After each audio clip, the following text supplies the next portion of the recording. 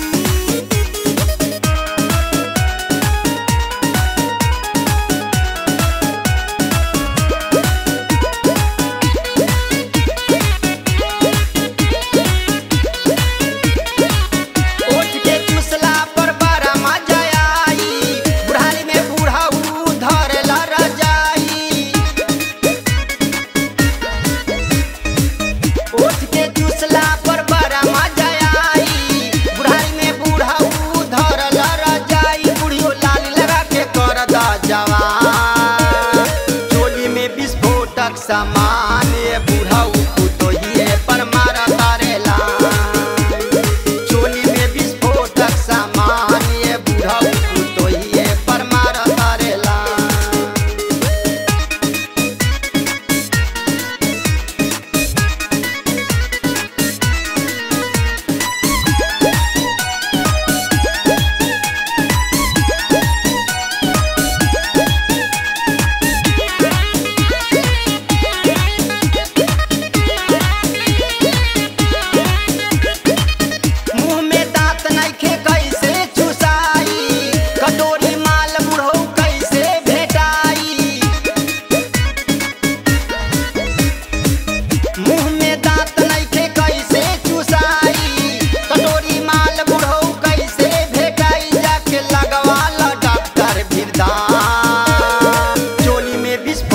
सामान ये बूढ़ा तो ये पर मारा तारेला चोली में विस्फोटक सामान ये बूढ़ा तो ये पर मारा तारेला।